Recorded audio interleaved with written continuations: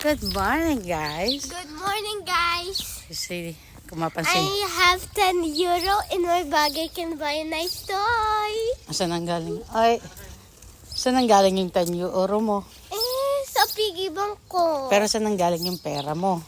Sino nagbigay? The 20 is from Mama and the 2 is from Mommy. But that, The 10 euro is also from Mama Witske, di ba? yeah. But I'm gonna save the other for the boat because I'm going to the boat next time. So I'll just do Oh, 10. kailan ka pupunta sa boat? Hi, Esme. Oy, Esme. Ay, ayan na nga. May nakitang classmate si Alec. Kung mapansin nyo, taga lang.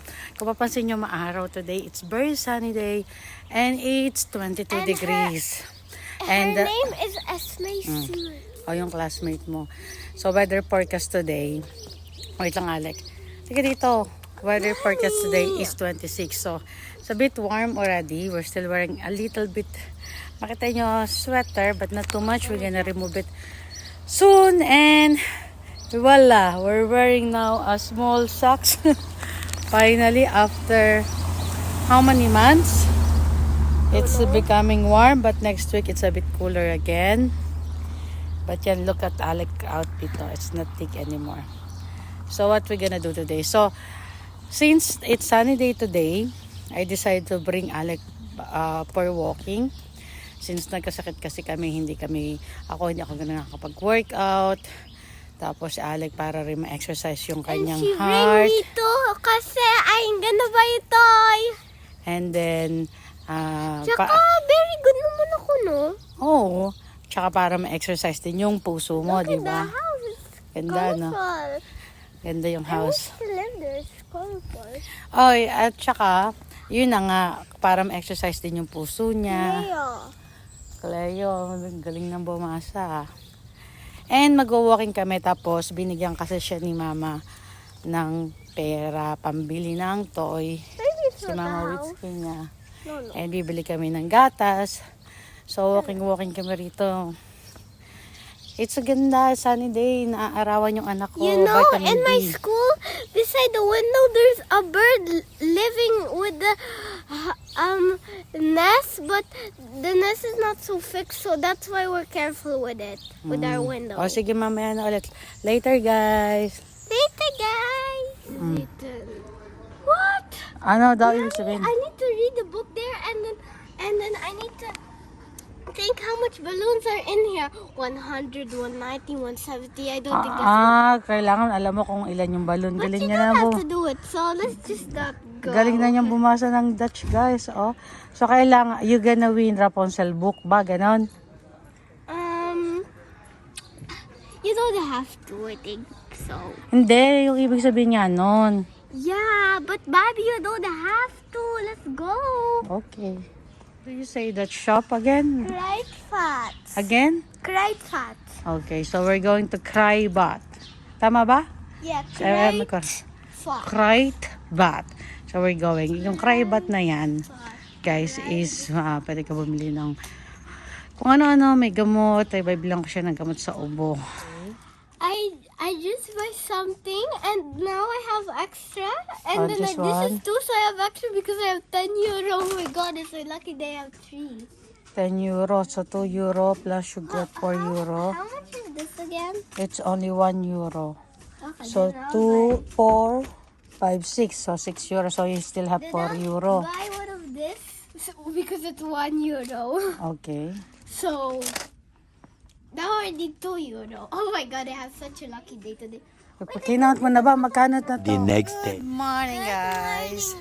Look what anong suit Summer namin. outfit. Summer outfit na, guys. Grabe, na-miss ko to. Ako din ang ganda mo. O, tingnan mo, naka-skirt siya. Anyway, kasi kahapon, di ba, nag-walking kami kahapon, naka-jogging pants, naka-pants pa kami. And then in the afternoon, weather turned in 26 degrees. Medyo mainit na. And today, weather forecast is 22, 23, 24. Parang ganun. So, it's a bit warm. And sunny day.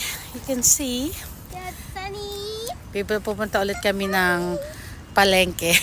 There's a grocery. Bibili kami ng lulutuin bukas. And yeah, it's a nice weather today. Sana ganito lang yung weather. Malamig pa rin yung hangin. It's cool. Parang cool. Parang kang nasa Baguio. Kung naranasan yung mag-Baguio sa Pilipinas. The weather is like that. It's like malamig siya pero you don't need to wear jacket or pants. For us ha. Kasi 20 degrees now. It's 20 degrees. It's a bit warm na para sa amin. But the weather forecast next week, it's cold again. So bagsak siya ulit ng parang 8 degrees, 10 degrees next week. So alam niyo na, global warming is real. So talaga ang weather hindi na ganung normal. Parang sa Dubai, I think now they have thunderstorm, raining. So it's very unstable weather. Anyway, Alex, so saan muna tayo? Sa Albert Heijn? It's like a weird weather because it's starting to get summer. So it's like raining and then cold and then hot and then raining and then cold and then storm. Oo nga. So, pupunta tayo sa Albert Heijn. Bibili kami ng sandamakmak na gatas as usual because Alec and Albert is drinking like a cow. That's right, guys. They're drinking like a cow. Grabe silang mag-inom ng gatas ng daddy niya. And then we'll get some yogurt and the food for tomorrow. Wait. Okay, so later na lang, guys. Ang init ang nakasapatos, no? Okay, is ganda. Is ganda. This is our end of the day. Eating ice cream and we have Mine? anything. You know, kasi may nakakaalam sa inyo, no? Kasi nung bata kami, ito yung sinasawsaw sa ice cream.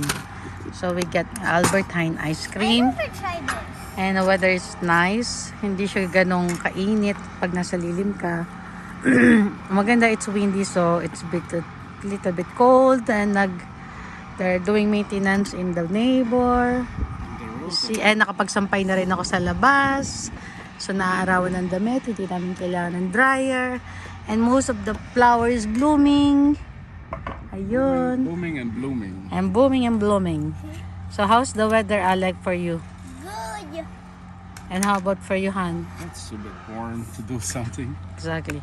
Alex, say thank you for watching, guys. Thank you for watching, guys. See you in our next vlog. See you in our next vlog.